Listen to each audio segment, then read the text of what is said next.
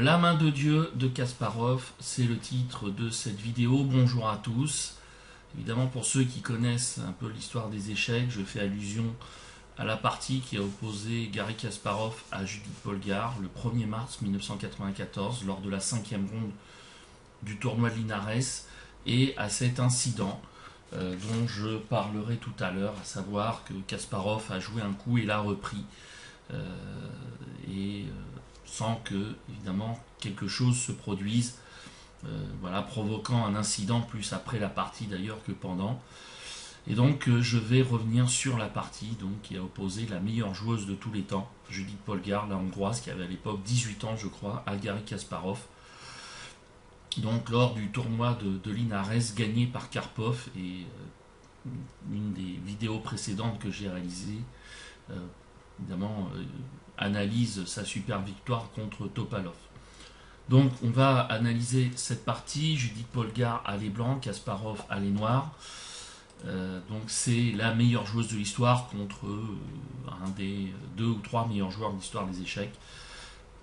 C'était la première confrontation entre les deux joueurs, la première confrontation également, en tout cas la première participation de Judith Polgar à Linares, et je pense que dans le fait qu'elle n'a pas déposé réclamation sur l'incident a peut-être joué inconsciemment parce que c'était la première fois qu'elle disputait ce tournoi, aussi parce qu'évidemment elle affrontait Kasparov et le nom de son adversaire a évidemment aussi joué dans l'attitude de la hongroise qui a été déstabilisée aussi par cet incident, et aussi par le fait que si elle avait provoqué un incident, eh bien, il y avait aussi une possibilité qu'elle ne soit pas réinvitée. C'est ce qui était arrivé à Viktor Korchnoi en 1989, lorsque il avait déclaré forfait au tournoi de Linares pour protester contre la présence du chef de la délégation soviétique,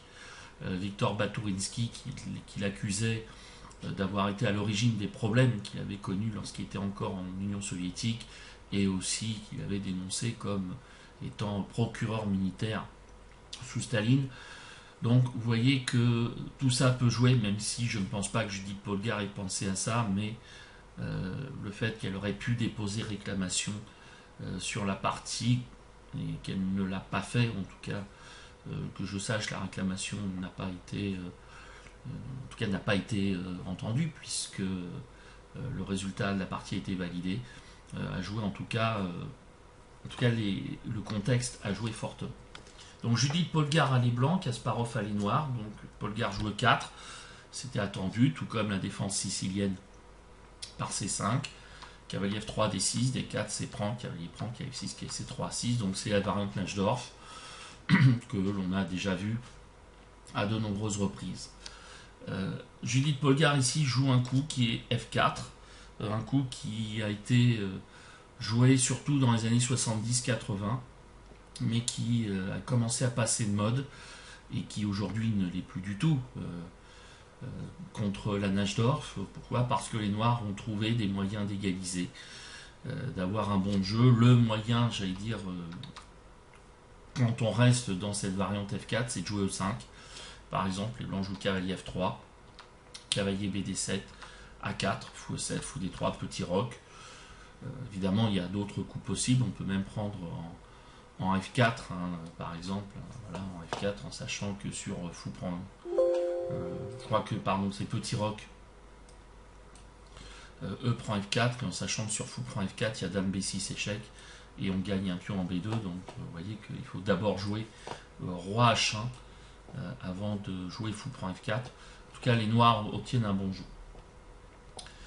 Kasparov, lui, choisit sa construction habituelle, c'est-à-dire le système Chevening, E6, D6. Donc il développe ses pièces derrière ce centre retenu, avant évidemment de passer à des opérations plus actives à l'aile dame. Fou E2, fou E7, petit roc, dame C7. Alors si Kasparov avait joué petit roc, on aurait pu transposer dans des variantes connues et très souvent jouées, qui auraient commencé généralement par fou E2, au lieu de F4. Le sixième coup fou E2, E6, petit roc, fou 7 et F4. Voilà. Donc là, c'est une transposition, mais Kasparov va décider de dévier un peu. Il joue Dame C7.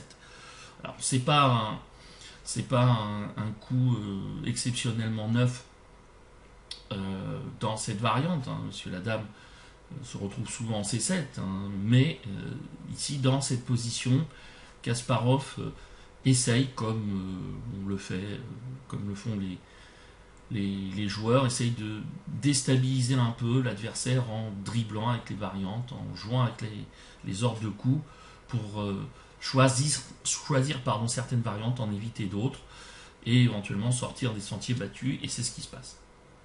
Donc là, dans cette position, les blancs peuvent, j'allais dire, jouer des coups comme Roi H1, un coup toujours utile pour éviter des problèmes sur la diagonale 7G1. On peut jouer également A4, hein, voilà.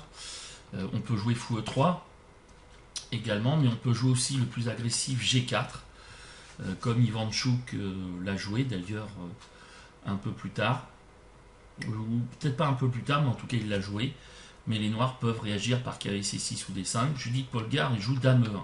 En fait, elle adopte un plan qui est assez typique de la construction chez Venang, c'est-à-dire Dame E1 G3, donc d'attaquer à l'aile roi.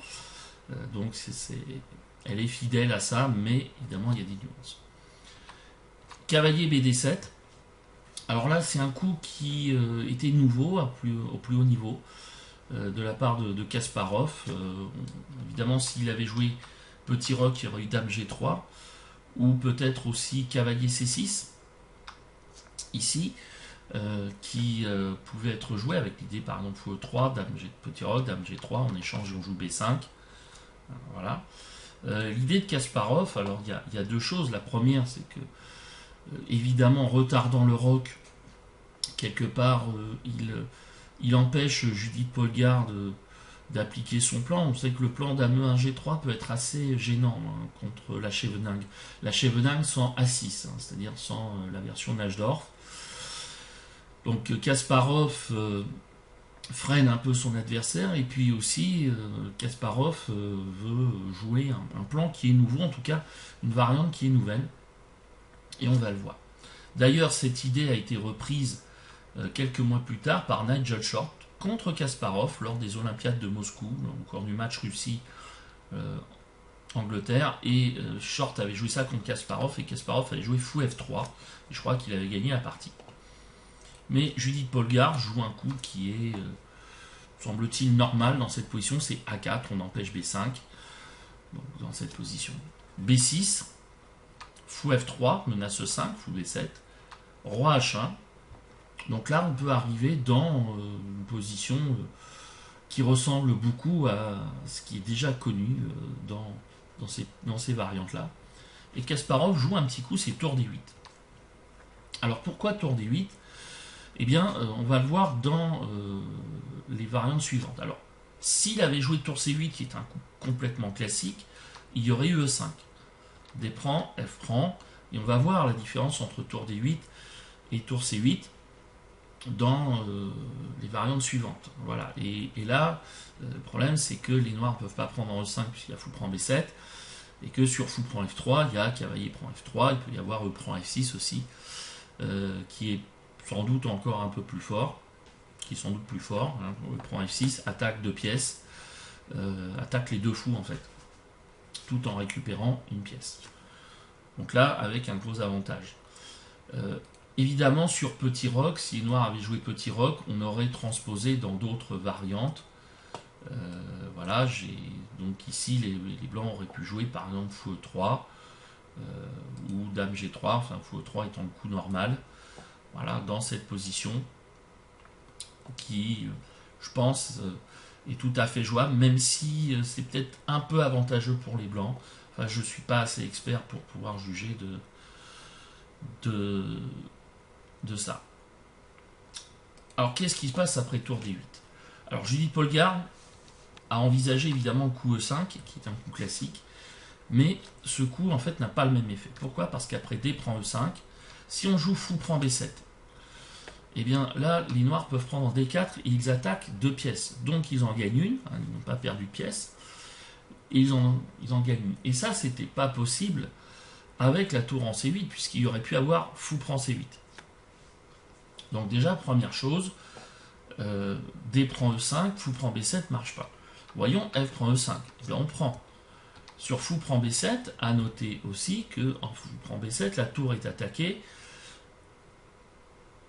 Là, ça se serait pas très bien passé. Et bien là, les noirs peuvent jouer tour prend D4, c'est-à-dire qu'ils récupèrent une pièce et ils ont éliminé le pion E5. La tour en plus est active. Les noirs ont un bon contre-jeu. Et même si les blancs peuvent récupérer un pion par fou prend A6, eh bien, la position paraît satisfaisante. Il faut voir fou prend A6 avec la menace cavalier B5, mais en tout cas, on a une position qui est bonne pour les noirs. Donc on a une suite qui est meilleure pour les noirs. Donc Judith Polgar a vu après tour D8 que le coup E5, qui est un coup thématique, n'est pas le meilleur et joue fou E3. Et là, Kasparov finit par roquer. Donc Polgar joue dame G3, cavalier C5. Alors la différence justement qui est introduite par le coup cavalier BD7, c'est que au lieu de cavalier C6 par exemple, c'est que le cavalier en C5 vise E4 et aussi permet au fou B7 de viser E4.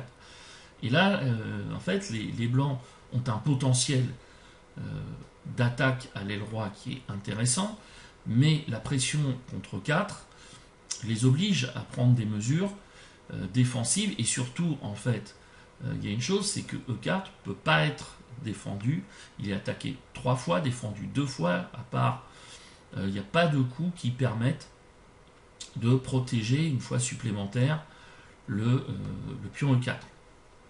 Donc là, il faut avancer. Alors, si les blancs jouent E5, il y aurait eu échange, et là, cavalier F6 E4, attaque la dame et le cavalier, on joue cavalier prend, si on joue dame G4, il y a dame prend E5, et les noirs ont gagné un pion, donc peut-être consolider après C3, puisqu'il y a aussi tour prend D4 qui menace.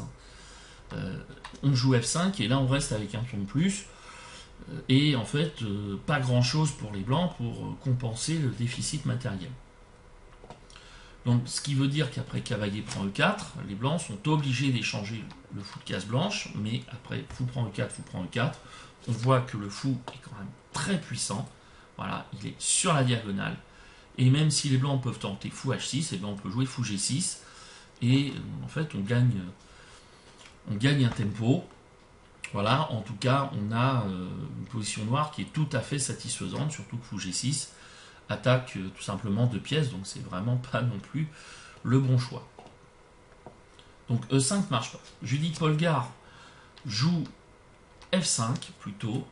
Donc là, elle attaque E6, ce qui fait qu'évidemment, si les noirs prennent en E4, il y a F prend E6 qui suit, et évidemment, on ne peut pas reprendre E6 parce qu'il y a cavalier prend E6. Donc là, c'est la bonne réplique de Judith Polgar. Kasparov joue E5. Alors certes, il abandonne a priori le contrôle de la case D5, mais d'abord il chasse le cavalier. Mais en plus, les noirs peuvent jouer eux-mêmes D6, D5, parce que vous voyez quand même qu'il y a le cavalier, le fou et la tour qui sont prêts à pousser. Donc la case D5 affaiblie n'est pas un problème pour le moment. Polgar joue fou H6, cavalier E8, cavalier V3.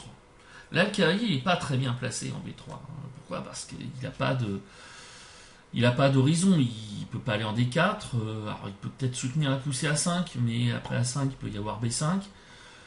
Donc là, ce cavalier, à la rigueur, la meilleure chose qu'il pourrait faire, c'est de s'échanger contre le cavalier C5. Sauf qu'après cavalier prend B3, C prend B3, en fait, les noirs vont se créer un problème, se sont créés un problème, c'est le pion B6, roi H8, fou E3, cavalier F6, dame F2, et là le pion B6 devient un problème, et après cavalier D7, tour D1, les blancs sont en train de visser la case D5, ici, et ils prennent en fait l'avantage. Donc voilà. Donc c'est pour ça que cavalier prend B3 n'est pas très bon. Et le coup de Kasparov cavalier D7, c'est un bon coup, parce qu'il évite d'échanger finalement une pièce pas très utile à l'adversaire. Il garde une pièce qui peut jouer ce rôle de défenseur de B6, et on voit ici qu'en fait les pièces blanches a priori sont agressives. On voit que effectivement il y a une action à l'aile roi, mais que ça va pas très loin. Les deux cavaliers, surtout le cavalier B3, ne joue pas un grand rôle. Le fou H6 va pas pouvoir rester très longtemps sur cette case après le coup roi H8. Et les noirs menacent par exemple potentiellement de libérer leur jeu par B5 ou surtout D5. Et puis il y a enfin la colonne C qui s'ouvre. Donc Polgar continue par tour à D1, roi H8, fou E3, cavalier E8, F6, dame F2, tour à F8. Avec l'idée de jouer fou F8 et éventuellement pousser D5 dans cette position. Et là, si les noirs jouent D5 dans de bonnes conditions, eh bien leur jeu va complètement se libérer. Et là, on est à un premier moment critique, enfin un autre moment critique de la partie. Là, avec les blancs, on pourrait tenter de jouer des G4. Et c'est vrai que si vous passez l'ordinateur, le module, lui, il aime bien. Sauf que les noirs jouent D5. Alors, c'est pas un coup dont l'ordinateur est très fan, mais évidemment, c'est un coup humainement très efficace parce qu'on réagit au centre à une attaque à l'aile. Surtout que G4 a aussi un inconvénient, c'est d'affaiblir le roc et notamment le roi par rapport au fou D7. Ça peut jouer. Si on prend en D5 avec le pion, il y a E4. Alors l'ordinateur préfère fou E2, ce qui est un coup, on va dire, informatique. Si on prend avec, on fait l'échange, fou prend, cavalier prend, fou prend, dame prend, cavalier, fou prend. Certes, on voit que les blancs ont gagné un pion, mais les noirs ont quand même des compensations, avec un fou présent sur cette diagonale, aussi une aile dame qui est faite, par exemple un coup comme dame C4 peut être très gênant, et puis aussi des faiblesses, voilà, qu'on peut exploiter peut-être sur le roc blanc, la case E5 qui peut être intéressante, et donc le jeu sur case blanche comme j'ai cité. Voilà, il y a des compensations pour les noirs. Si on joue C3 par exemple, C3 il peut y avoir dame C4. Et d'ailleurs là il y a le pion qui est récupéré, je crois, si je ne me trompe pas. Bon, on peut peut-être jouer dame B7, mais c'est quand même pas forcément la solution idéale. Sur C3, peut-être qu'on peut jouer B5, ou on peut jouer cavalier E5 également, qui est quand même pas mal.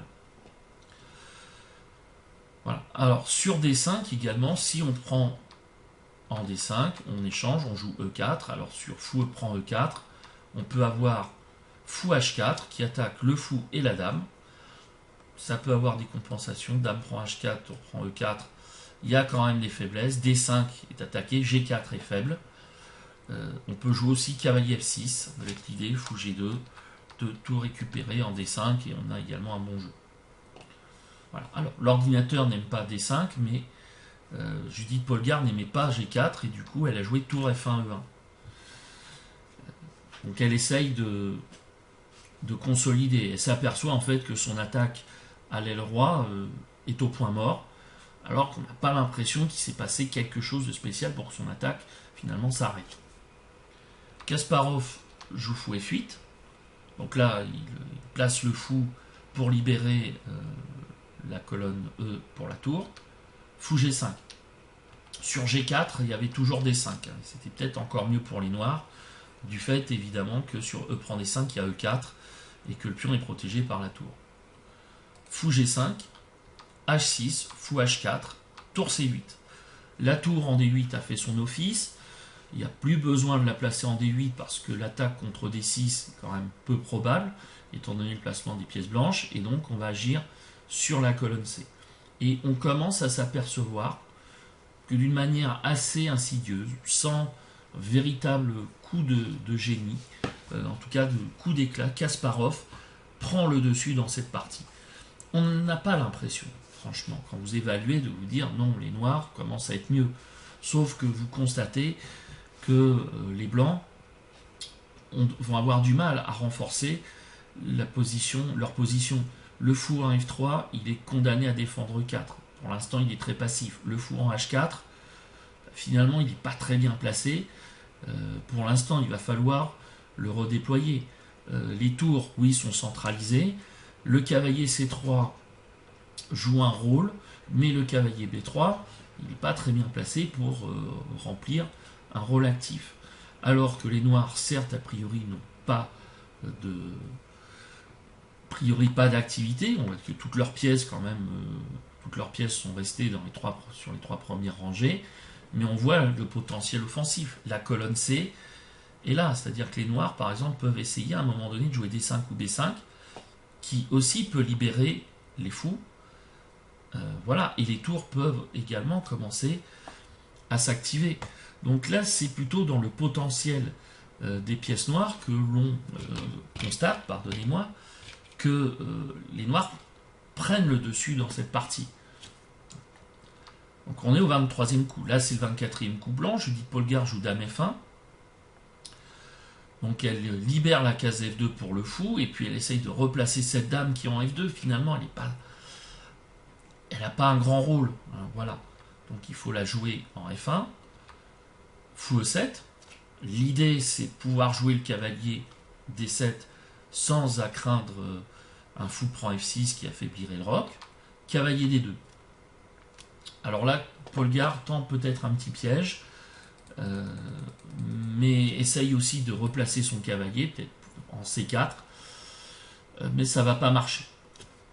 Peut-être qu'il fallait jouer fou F2, qui paraît évidemment intéressant, ou dame D3. Moi j'aurais préféré fou F2 évidemment pour essayer de replacer ce fou qui finalement ne servait plus à grand chose pour le moment. Alors quelle était l'idée de cavalier D2 ? C'était de jouer cavalier prend E4. Avec le cavalier, il y a la découverte du fou H4 qui pouvait se faire, et si on joue cavalier D prend E4, on peut peut-être jouer fou prend H4 à un moment donné. Sur cavalier prend D6, je pense qu'on peut jouer fou prend F3, dame prend F3, et fou prend E1, tour prend E1, et on peut voir que de toute façon, si je compte bien, la position noire quand même semble assez bonne. On peut peut-être jouer cavalier F6. Alors peut-être qu'il y a une meilleure variante, j'ai pas vraiment regardé. Mais les blancs jouent tour prend E4, qui défend d'ailleurs fou H4. Fou prend, cavalier prend, fou prend, cavalier prend D6. Du coup, eh bien là, il y a avantage, un léger avantage du côté des blancs. En tout cas, la partie s'est renversée. À savoir que les noirs semblaient prendre la main dans cette partie. Eh bien, ce sont les blancs. D'abord parce que ils vont récupérer la qualité, mais aussi ils peuvent jouer sur la colonne D avec des cases, par exemple D5, qui peuvent devenir intéressantes. Le pion A6 est quand même attaqué, et donc les choses quand même vont mieux. C'est la justification tactique. Kasparov a vu ça et joue dame C5 avec l'idée de jouer dame B4 qui attaque le pion B2. On voit comment Kasparov met le doigt sur des faiblesses qui paraissaient invisibles, à savoir le pion B2. Et la colonne C, évidemment, est un problème parce que, évidemment, si on joue B3, par exemple, il y a dame prend C3. Et le pion C2, il est potentiellement faible. Peut-être là aussi qu'une option, c'était de jouer fou F2, dame B4, cavalier B3, dame tour C4, avec une pression contre le pion E4 qui est quand même assez forte. Judith Polgar n'avait pas envie de subir ça, et ça se comprend. Donc elle choisit de jouer immédiatement cavalier B3, dame B4, et elle joue fou E2. Alors, fou E2, ça introduit des complications tactiques, ça peut aussi empêcher tour C4. Peut-être que l'idée de fou E2, c'est d'empêcher tour C4 et de générer une séquence tactique que la hongroise finalement n'a peut-être pas calculée au mieux. Il est possible que la meilleure option c'était de jouer G4 avec l'idée de jouer G5. Alors après cavalier C5, dame G2, la partie, l'ordinateur donne tour G8 comme meilleur coup avec l'idée sur par exemple cavalier prend, tour prend, G5, cavalier H7, on gagne le pion. Voilà. Mais je pense que G4 était la meilleure option. Après fou E2, on va arriver dans une séquence où les noirs prennent l'avantage. Fou prend E4, c'est peut-être le coup qu'a sous-estimé la hongroise. Cavalier prend E4, cavalier prend E4, fou prend E7, tour prend E7. Et là, évidemment, il faut calculer fou prend A6. Mais après, tour prend C2, tour prend E4. Alors, peut-être que dame prend E4, elle a vu fou D3, dame C6, fou prend, dame D3. Là, on voit quand même dans cette position que les noirs ont un pion de plus. Mais quand même, il y a des chances de nul parce que le pion D6 est quand même faible. Donc le pion est peut-être provisoire, le pion de plus est peut-être provisoire, il faut voir l'échange et cavalier C5. Mais ça pouvait être l'option. Sauf qu'après, tour prend E4, il y a dame prend B3.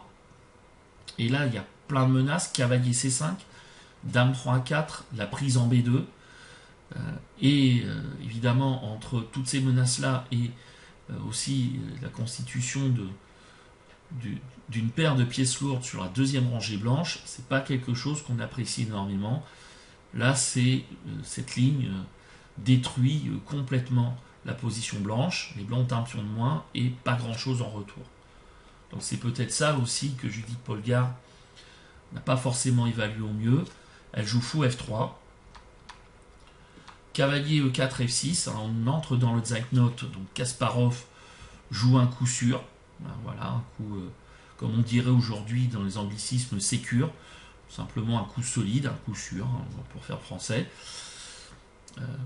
Peut-être le cavalier en D7 était un peu meilleur parce que on garde quand même le cavalier en E4, on peut jouer D5, mais Kasparov veut être prudent et il a raison. Dame prend A6, tour E8. Alors c'est peut-être là aussi une autre raison pour laquelle Judith Polgar a joué fou E2, c'est la force du coup tour E7 E8 qui protège la tour C8.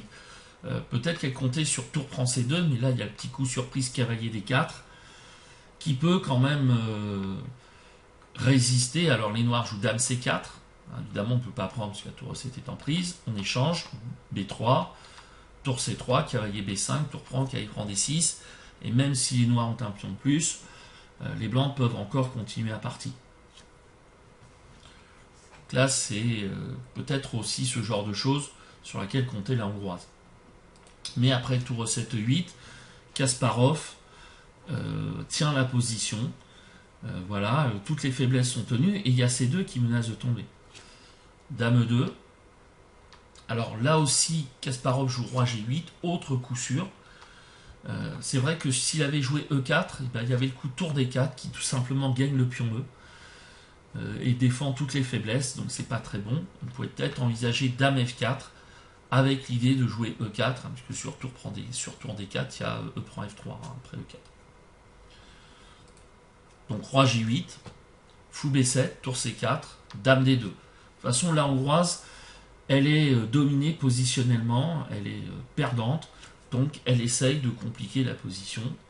Dame prend A4, dame prend D6, tour prend C2, cavalier D2. Et c'est là où se produit le fameux incident où Kasparov joue son cavalier et il veut le mettre en C5 et il s'aperçoit qu'évidemment après cavalier C5, il y a fou C6. Donc il repose le cavalier pour le jouer en F8. Alors, est-ce qu'il l'a fait ? Alors, selon les images, eh bien, il aurait posé la pièce, il aurait lâché. Il aurait lâché pour la reprendre aussitôt. Il ne faut pas oublier une règle aux échecs, c'est pièce touchée, pièce jouée. C'est-à-dire, premièrement, vous jouez la pièce que vous touchez, mais aussi, deuxième règle, pièce lâchée, coup joué. C'est-à-dire que vous avez lâché la pièce, votre coup est joué. Vous pouvez jouer, si vous touchez la pièce, vous pouvez la jouer où vous voulez. Mais si vous ne lâchez pas la pièce, que vous l'envoyez, l'amener sur une case, vous pouvez évidemment la déplacer sur une autre case sans la lâcher. Et bien Kasparov aurait lâché à un très court instant le cavalier pour le mettre en C5 avant de le reprendre quasiment aussitôt, voilà, pour le mettre en D6. Mais évidemment, c'est un coup qui logiquement aurait dû être joué et pas repris. Alors, est-ce que cavalier C5 aurait coûté la partie ? Là, les analyses ont montré que non, mais évidemment, il fallait démontrer. Je pense que Kasparov n'aurait pas forcément trouvé la nulle, surtout que ses premières analyses n'étaient pas bonnes. Qu'est-ce qui serait passé après fou C6 ? Alors, Kasparov pensait que dame G4 sauvait, avec l'idée fou prend E8, cavalier prend E4, mais après fou prend F7, roi prend, dame prend B6, ça défend F2, cavalier prend D2, dame E6, roi F8. Alors on peut jouer dame D6, roi G8, tour prend D2, et on reste avec une qualité de plus, ou même plus fort, tour A1, qui menace mat en A8, et donc qui met fin à la partie. Donc dame G4, proposé par Kasparov, n'est pas bon. Mais le coup qui sauve, c'est dame H4. Pourquoi? Parce qu'après, par exemple, fou prend E8, cavalier G4, on menace mat en H2. Alors si on joue comme la ligne fou prend, échec, roi prend, dame D5, roi F8. Alors H3, on peut jouer cavalier F2, et là on peut jouer cavalier prend D1, tour prend dame D4, on échange cavalier F3, tour prend B2, tour prend D4, on arrive dans une finale qui va aller vers la nulle. Voilà. Si toujours dans cette ligne on joue cavalier F1 qui protège H2, on peut jouer cavalier F2 échec, roi G1, cavalier prend, tour prend dame E4, menace mat en G2. Si on joue dame D6, roi G8, dame G6, c'est une façon de protéger G2, il y a cavalier D3. Et là, il y a les menaces quand même, dame D4, cavalier F2, et le mat à l'étouffer. Et les blancs, en fait, n'ont pas d'autre choix que de jouer dame E8, dame G6 et de prendre la nulle. Voilà. Alors, il y a d'autres suites également, sur fou prend E8, cavalier G4. Il y a H3. Donc là, ça force la nulle quasiment. Échec, échec, échec, échec. Voilà, et ça fait nul. Donc ici, alors après, sur dame H4, on peut jouer G3. Dame H5, fou prend, cavalier prend, dame prend E5, cavalier F6. Alors on menace quand même cavalier G4, dame E2, dame prend F5, dame F3. On échange et tour prend B2. On arrive dans une finale avec 2 pions pour la qualité pour les noirs. Une partie qui continue à jouer, mais en tout cas, les noirs ne sont pas perdants dans cette position. C'était peut-être la meilleure chance des blancs. En tout cas, donc cavalier C5, c'est une erreur. Fou C6 coûte la qualité, mais les analyses semblent démontrer que les noirs pouvaient s'en sortir. Alors, dans cette position, qu'est-ce qu'il fallait jouer? On pouvait jouer dame G4, on pouvait jouer cavalier G4, on pouvait jouer tour prend B2. Voilà, qui était possible. En sachant que sur fou C6, par exemple, on peut jouer dame B4, je pense, ou même dame A7, qui défend le fou. Bon, Kasparov, lui, a joué, on revient à la partie, donc cavalier D2, donc on a dit, Kasparov a joué cavalier C5 pour le remettre en F8. Est-ce que c'est meilleur? C'est meilleur, mais c'est pas bon. En fait, il fallait pas jouer le cavalier. Cavalier E4, joué par Polgar. Alors, elle n'a pas pris en B6 parce qu'elle craignait dame F4, attaque le cavalier D2, dame E3, on échange et on joue tour D8, tour E2, tour prend B2, et là c'est vrai que les blancs ont un gros problème avec le clouage du cavalier D2. Il peut arriver des coups comme E4 par exemple, E4, E3, qui vont attaquer le cavalier et dévier la tour, ou éventuellement cavalier E4, si le fou quitte la diagonale à 8 H1. Si on joue fou A6, cavalier E4, qui peut arriver. Voilà, c'est des choses qui peuvent arriver, et puis il peut y avoir aussi cavalier D5, cavalier C3, qui peut se produire dans cette position-là. Voilà. Bon. Donc dame prend B6. Elle joue cavalier E4. Kasparov défend avec le cavalier qui revient en D7. Donc là aussi, on avait parlé du cavalier qui a fait B3, D2, B3. Le cavalier, lui, fait D7, F8, D7. Et cavalier prend F6, échec, qui est la faute décisive pour la hongroise. Voilà, elle aurait dû jouer B3. Et après, dame prend B3, fou C6, cavalier prend, fou prend. Eh bien, les blancs auraient repris, je pense, du matériel, et la position se serait équilibrée. Évidemment, ça restait à jouer. Voilà. En sachant que sur cavalier prend, un dame prend D7, se heurte à cavalier F6, défend la tour et attaque la dame, dame B7, tour F8, et ici en fait on constate qu'il y a 2 pions de plus pour les noirs. Et par exemple sur tour prend E5, il y a tour prend C6. Donc sur B3, si les noirs jouent dame B5, il y avait tour E3 qui défendait à peu près tout, et la partie continuait. Voilà, les noirs étaient peut-être encore mieux, mais c'était pas simple de gagner. Donc on est quand même dans le Zeitnot, on est au 38e coup. Polgar prend F6, qui prend F6, Dame prend B6. Là aussi, sur l'échange en E5, eh bien, cavalier G4, menace cavalier F2 et attaque la dame. Dame B8, échec, roi H7. Et là, en fait, les noirs vont attaquer le roi et cela va être décisif. La menace est cavalier F2. Si on joue, par exemple, tour F1, on joue dame C4, attaque la tour, tour E1, tour E2, avec l'idée tour prend E2, dame C1, échec. Tour A1, dame B4, menace tour E1, échec. Tour F1, tour E1. Donc là, on menace tour F1, échec. Si on joue x6, et là, il y a cavalier E3 qui force tout simplement le gain de la partie, puisque les noirs vont tout simplement gagner une pièce. Voilà, une pièce, et puis la partie avec. Voilà, c'est un exemple. Donc cavalier prend F6, dame prend F6, B6, cavalier G4, c'est la même idée. Tour F1. Donc là, on essaye de défendre cette fameuse case F2. Et là, Kasparov aurait pu jouer quand même cavalier F2. Parce qu'après tour prend, eh bien, la tour D1 est en prise. Et les noirs pouvaient donc sauver la tour F2. Après tour G1, dame D4, dame C6, tour D8. C'était fini. Mais c'est évidemment le 40e coup. Et Kasparov joue un coup qui n'est d'ailleurs pas mauvais en tant que tel. C'est E4. Alors, Polgar joue fou D5. C'était peut-être plus tenace de jouer tour D4 avec l'idée tour A2, après dame A2 ou tour F2. C'était peut-être encore plus résistant. Mais là aussi, on est dans la panique. En tout cas, on est dans cette crise du Zeitnot, surtout évidemment avec l'incident. Fou D5, E3. Maintenant, il y a E3, E2. Le pion avance. Fou B3, c'est tentant. Oui, mais il y a dame E4. Alors même dame A8 était encore plus fort. Parce que c'était, j'allais dire la dame, il peut y avoir E3, E2 et cavalier F2 qui suit. Voilà, mais bon, dame E4, fou prend C2, dame prend C2. C'était juste, évidemment que dame A8 éviter, fou prend C2, attaque la dame. Tour D8, tour prend, dame prend, roi H7. Et en fait, ici, le pion E3 est trop fort. Après dame E7. Voilà, bon, sur dame H4, il y a cavalier F2, échec. Roi G1, cavalier D3, le pion avance, et puis c'est fini.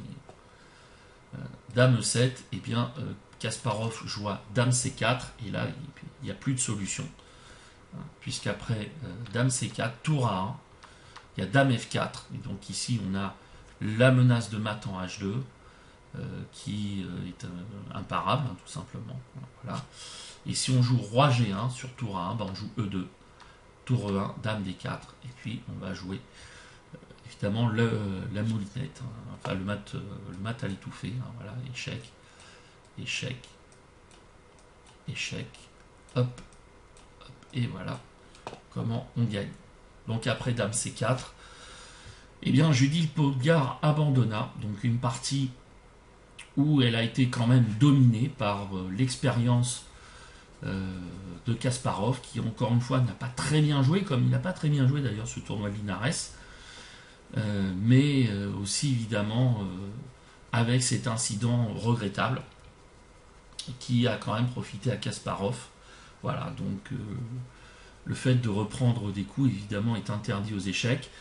Je crois que c'était le grand maître Matulovic qui avait repris un coup, qui s'était vu reprocher un coup et qui avait expliqué qu'il avait le droit de reprendre un coup parce qu'il en avait joué suffisamment bon dans sa vie pour avoir le droit d'en reprendre un mauvais.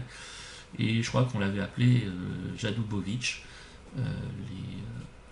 Ceux qui ont la mémoire ou qui ont la source confirmeront cette anecdote. Je crois que c'est bien Milan Matulovic.